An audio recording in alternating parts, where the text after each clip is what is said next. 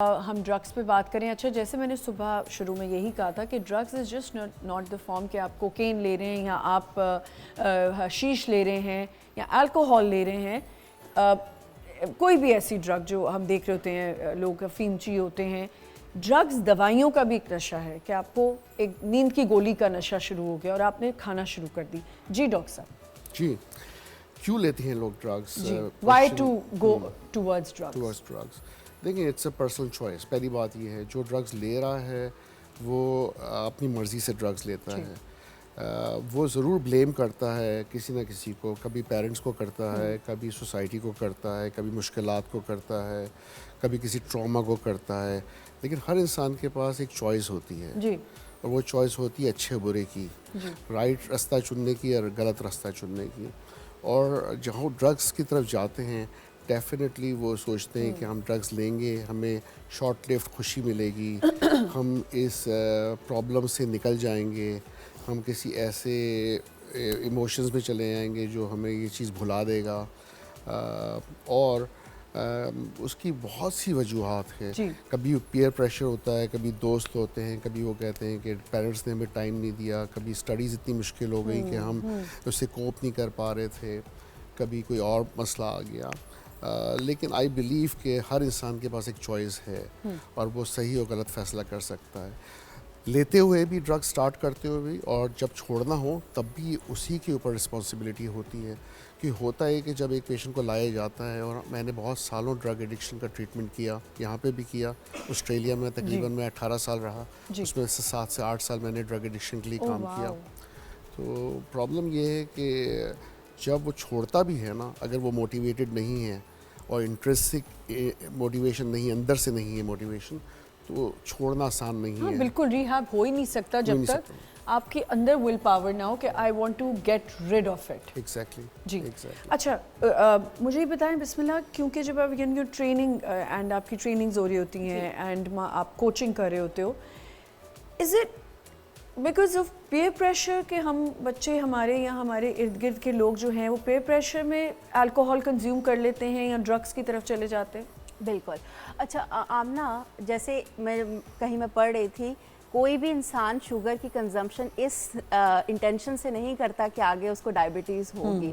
اسی طرح کوئی بھی نشے کی لت میں اس لیے نہیں وہ پڑتا کہ وہ مطلب کوئی بھی سگریٹ کو ہاتھ بھی لگائے گا تو اس کا یہ نہیں مقصد ہوگا کہ میں نے آگے جا کے اس کی لت میں پڑ جانا ہے. یہ بہت ہی چھوٹے پیمانے پہ سٹارٹ ہوتی ہے. جیسے اگر ہم اسپیسیفکلی ایسے ٹین ایجرس کے بارے میں بات کریں, کیونکہ ہم ینگسٹرس کے اوپر ابھی بات کر رہے ہیں, ہوتا یہ ہے کہ شوق میں سٹارٹ ہوتی ہے یہ چیز. شوق کیا کہ فٹ ان, یہ ایک ایسی ایج گروپ ہوتی ہے جہاں بچہ جو ہوتا ہے وہ چاہتا ہے کہ اس کو ایکسیپٹ کیا جائے سوسائٹی میں, اس کے دوست اس کو ایکسیپٹ کریں جسٹ ٹو فٹ ان. تو وہ اس پیئر پریشر کا شکار ہو جاتا ہے. پہلے دکھایا جاتا ہے کہ یار کچھ بھی نہیں ہوگا, تھوڑا سا لے لو, اچھا ہے. تو جب وہ ایک ٹرائی میں تو ایک تو یہ وجہ ہوتی ہے کہ اس کے اندر کہ فٹ ان کرنے کا. دوسرا یہ ہے کہ سٹریس. بہت سے بچے آج کل ایکیڈیمک سٹریس سے گزر رہے ہیں. گھر کے حالات ایسے ہیں, گھر میں ماں باپ کا وہ دھیان نہیں ہے بچوں پہ اب, یا وہ دھیان رکھتے ہیں تو بہت زیادہ ہی شاید ہو جاتا ہے پریشر. اس کی وجہ سے بھی بچے تھوڑا سا جو ہے ایگزٹ لینے کے لیے اس طرف آتے ہیں. تو these are some of the reasons جہاں بچہ جو ہے وہ اپنے آپ کو اس کے اندر مبتلا کر لیتا ہے. اس میں ایک اور وجہ بھی, ایک وجوہات ہو سکتی ہیں. جو ایک وجہ ہے وہ یہ ہے کہ میں نے یہ بہت نوٹ کیا ہے کہ ہمارے ٹائم میں اگر ایک ایلیٹ اسکول بھی ہوتا تھا اینڈ اگر نارمل فیملی سے ایک بچہ جا رہا ہے تو اس کو وہاں یونیفارم کا مطلب کیا ہوتا ہے کہ آپ نے بچے کو ایک طرح سے رکھنا ہے. اب ہوتا کیا ہے کہ اگر ہم سکولز کی بات کریں جو بہت ایلیٹ سکولز ہیں جہاں نارمل بچہ بھی اس کے ماں باپ کسی طرح بھی اس کو مینج کر رہے ہیں وہاں پڑھانے کے لیے, لیکن وہ اس پیئر پریشر میں آ جاتا ہے کہ یار یہ تو پارٹیز میں بھی جا رہے ہیں, یہ تو سب کچھ کریں اور میں نہیں کر پا رہا. ان پارٹیز کا ایکسپوجر دینا, مجھے ان میں سکولز کو بھی بلیم کروں گی. آئس ایک ایسی چیز ہے جو اتنی سستی بک رہی ہے. ڈاکٹر صاحب کے پاس کوئی ایسے پیشنٹس چھوٹی عمر کے بچے جو آئس کا اندر مبتلا ہیں؟ بالکل, as young as 8 to 12 years old. Unfortunately 8 to 10 years old, exactly, which is shocking actually. لیکن وہ جو آپ نے شروع میں بات بولی کہ اویلیبلٹی کیوں ہے، بہت availability I think law enforcement جو اتھارٹیز ہیں ان کا بہت میجر رول ہے اس میں کہ ان کو روکنا ہے ہاں کہ اسکولس تک یہ چیزیں کیسے پہنچ رہی ہیں. پتہ نہیں کیسے پہنچ رہی ہیں. مجھے سمجھ میں نہیں آتا کہ اگر ہم دوسری کنٹریز میں دیکھیں جہاں پہ ہوتی ہوں گی ڈرگس، میں یہ نہیں کہہ رہی، but there is a certain age جہاں جا کے اویلیبلٹی اگر بہت مشکل سے شروع ہو تو ہو. ہمارے اگر آپ 8 کہہ رہے which is actually shocking for me کہ اگر 8 سال کے بچے کو اویلیبل ہے تو کہاں سے اویلیبل ہے. اور اگر وہ کر رہا ہے تو دیکھیں بچے میں اگر کوئی چینجز آ رہے ہوتے ہیں تو وہ نظر آنے لگ جاتے ہیں نا. جب آپ کے پاس بچے آتے ہیں یا آپ کر رہی ہوتی ہیں کوچنگ کر رہی ہوتی ہیں تو کیا بچوں کی کیا پرابلمز ہیں کہ وہ کیوں اس طرف جا رہے ہیں؟ اچھا، سب سے جیسے سر نے بھی ایج گروپس ڈیفائن کیے ہیں، چھوٹے بچے سے لے کے ٹین ایج جتنے بھی مسائل آتے ہیں میرے پاس، وہ سب سے پہلے تو یہ آتے ہیں کہ گھر والوں کے آپس میں بہت جھگڑے ہو رہے ہیں. ٹھیک ہے، جب گھر میں کانفلکٹس اتنے زیادہ ہونا شروع ہو جائیں کہ آپس میں لڑائی بچے دیکھ رہے ہوتے ہوئے، اب وہ گھر ہی تو اس کا سارا کچھ ہے، وہ اسی کے اندر ہی اس نے آنکھ کھولی ہے، اسی میں وہ پل بھر رہا ہے، وہاں سے ہی اس کو سب چیزیں، وہ پہلی تو تربیت وہاں سے ہونی ہے.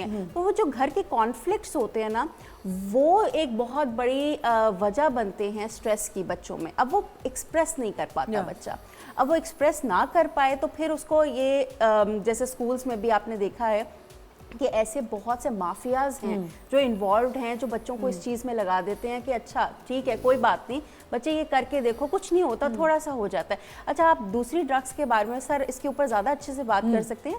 ہمارے جو ویسے ہی ڈرگز بہت سے، میں نام نہیں لوں گی، کہ سیلف میڈیکیشن کی وجہ سے بھی، اس کے بارے میں تھوڑا سا پلیز بتائیں. سیلف میڈیکیشنز اینڈ خود ہی سے نیند کی گولیاں لے لینا، اس پہ ذہنی طور پہ آپ کیسے، آپ کے اوپر افیکٹ کرتا ہے سر؟ یہ میں چاہوں گی کہ آپ بولیں ڈاکٹر صاحب، کیونکہ یہ جو دیکھ رہے ہیں ان کو پتہ ہو کہ جو خود ہی گولیاں کھا کے بیٹھ جاتے ہیں.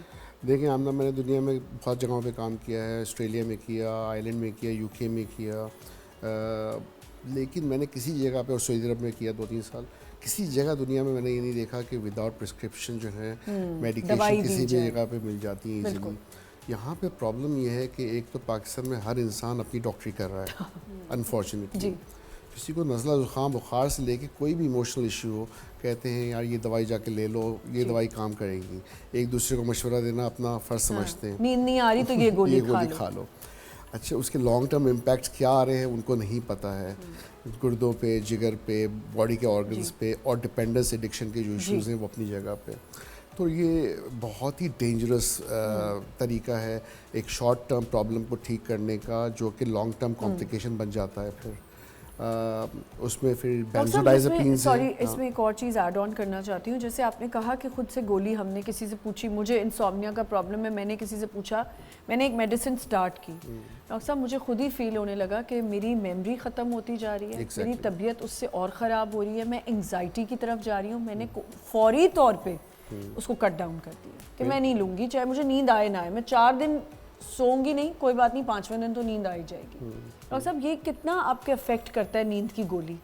دیکھیے نیند کی گولی جو ہے نا بہت ہی نیگیٹو ہے. آپ جو کہہ رہی ہیں ایگزیکٹلی صحیح کہہ رہی ہیں کہ کوگنیشن پہ اس کا بڑا نیگیٹو افیکٹ ہوتا ہے. آپ کی میموری جو ہے نا اس پہ، شارٹ ٹرم میموری پہ افیکٹ ہونے شروع ہو جاتے ہیں. پھر یہ کہ آپ ایک آرٹیفیشل طریقے سے وہ پرابلم ٹھیک کرنا چاہ رہے ہیں جو روٹ اس کا کچھ اور ہے. ہو سکتا ہے سلیپ ہائیجین کے ایشوز ہوں، ہو سکتا ہے کوئی ایسا کانفلکٹ آپ کے دماغ میں چل رہا ہو جس کو ریزالو کرنا، کسی سائیکولوجسٹ کے پاس جانا، اس کے بارے میں بات کرنا ضروری ہو، جو کہ آپ نے سپریس کر دیا، اس کے بارے میں بات نہیں کی، باٹل اپ کیا ہوا ہے. لیکن انسٹیڈ کہ آپ اس کے بارے میں وینٹیلیٹ آؤٹ کریں یا بات کریں، کسی سائیکولوجسٹ کے پاس جائیں، آپ نے ایک دوائی لی اور اس کو شارٹ ٹرم طریقے سے صحیح کرنے کی کوشش کی، اور پھر آپ کے عادی ہوتے چلے گئے، اور پھر آپ نے سوچا کہ میں شاید 1 ہفتہ لوں گا، لیکن 1 ہفتہ کرتے کرتے آپ سالوں تک لیتے چلے گئے. اچھا، پیشنٹس میرے پاس آتے ہیں، پیشنٹس سے فیملی میں ضرور میں پوچھتا ہوں کہ آپ کو کوئی اسٹریس تو نہیں ہے. میں سمجھتا ہوں 70% فیملی ممبرز میں سائیکولوجیکل پرابلمس ہوتے ہیں. ان میں سے تقریباً 20 to 40% جو ہے کوئی نہ کوئی سیلف میڈیکیٹ کر رہی ہوتی ہے اپنے آپ کو. کچھ نیند کی گولی، الپرازولام، بینزوڈائزپین، کوئی بھی طریقے کی ایسی دوائی جو کہ پھر ایڈکشن کا شکار ہو جاتے ہیں.